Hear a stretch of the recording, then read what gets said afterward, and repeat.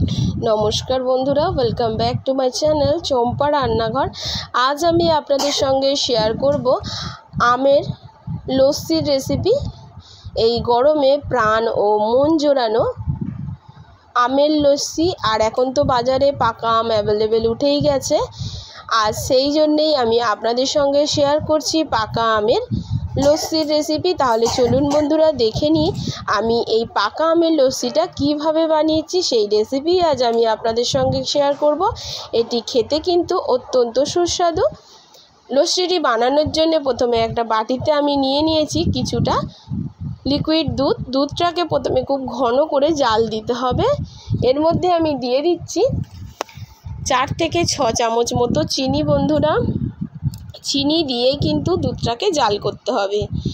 এখন এই দুধটাকে ঘন করার জন্যে আমি আগে থেকেই কিছুটা গুঁড়ো দুধ গুলিয়ে রেখেছিলাম কাপের মধ্যে। সেই গুঁড়ো দুধটাই লিকুইড দুধের মধ্যে আমি মিশিয়ে দিয়েছি। দিয়ে এটাকে আবারও জাল করে নিচ্ছি।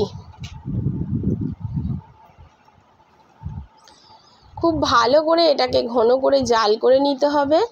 জাল করে নেওয়ার পরে বন্ধুরা এটাকে একদম ঠান্ডা করে নিতে হবে।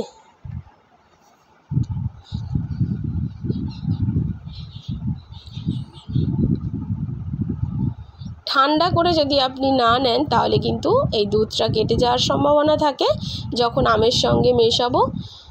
তো দুধটাকে আমি ঠান্ডা করতে রেখে দেবো। এবারে নিয়েছি 50 গ্রাম মতো টক দই।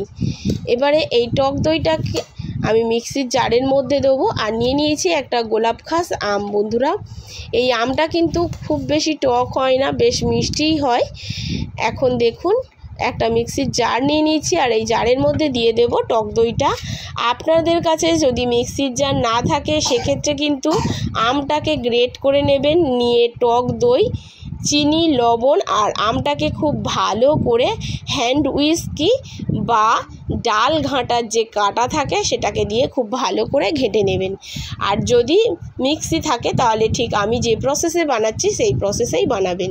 টক দইয়ের মধ্যে দিয়ে দেব আম, আটিটা আমি ফেলে দেবো একদম। দেখুন, এবারে দিয়ে দিচ্ছি পরিমাণ মতো চিনি আর দিয়ে দেব এখানে বিট লবণ। অবশ্যই বন্ধুরা এখানে বিট লবণ ব্যবহার করবেন, তাহলে এই লস্যির টেস্টটা দ্বিগুণ বেড়ে যাবে। আর যদি মনে করেন যে আপনাদের কাছে বিট লবণ নেই সেক্ষেত্রে সাদা লবণটাও ইউজ করতে পারেন। এবারে মিক্সির জারটাকে একবার খুব ভালো করে আমি চালিয়ে নেব, অর্থাৎ এটা একটা মিহি পেস্ট আমি বানিয়ে নেব। দেখতেই পাচ্ছেন কিছু দিয়ে দিচ্ছি বরফের টুকরো দিয়ে আবারও মিক্সির জারটাকে একবার চালিয়ে নেব, কারণ পুরো মিশ্রণটাই বেশ ঠান্ডা হয়ে যাবে। ঠান্ডা হয়ে গেলে এর মধ্যে যদি আমি দুধ মেশাতে যাই সেক্ষেত্রে দুধটা কিন্তু কেটে যাবে না বন্ধুরা, অবশ্যই এটা মাথায় রাখবেন। এবারে দেখুন যে দুধটাকে ঘন করে জাল দিয়ে রেখেছিলাম, দুধটা পুরোপুরি আমি এর মধ্যে দিয়ে দিলাম। দিয়ে এবারে মিক্সির জারটাকে আবারও চালিয়ে নেব। দুধের মধ্যে আগে থেকেই আমি চিনি দিয়ে রেখেছিলাম, আবার গুঁড়ো দুধ মিশিয়েছি, সেক্ষেত্রে চিনি আর দেওয়ার দরকার নেই। আপনারা আমের কেমন মিষ্টি সেটা দেখেই কিন্তু চিনিটা ব্যবহার করবেন। এবারে একটা মাটির পাত্রে আমি লস্যিটাকে ঢেলে নেব সার্ভ করার জন্য। মাটির পাত্রের মধ্যে যদি লস্যি ঢেলে খেয়ে দেখবেন বন্ধুরা, এর টেস্টটা কিন্তু অসাধারণ লাগে। এক গ্লাসেও আমি কিছুটা ঢেলে দিচ্ছি আর একটা মাটির পাত্রেও ঢেলে নিলাম।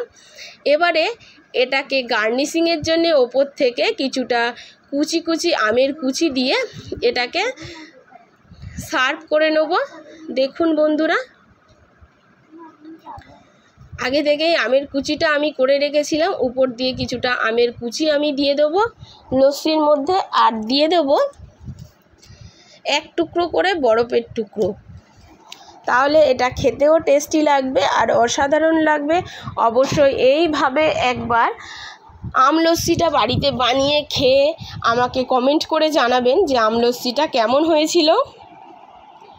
এই গরমে এই রকম ঠান্ডা ঠান্ডা লস্যি খেতে অসাধারণ লাগে বন্ধুরা। আশা করি আমার আজকের এই আমের লস্যির রেসিপি আপনাদের ভালো লেগেছে। যদি ভালো লাগে অবশ্যই লাইক, শেয়ার আর কমেন্ট করতে ভুলবেন না। চ্যানেলটিকে সাবস্ক্রাইব করে চ্যানেলের পাশে থেকে যাবেন বন্ধুরা। আমার এই ছোট্ট চ্যানেলের আপনাদের সাপোর্টের খুবই প্রয়োজন। আজ এই পর্যন্ত বন্ধুরা, আবারও দেখা হবে অন্য কোনো নতুন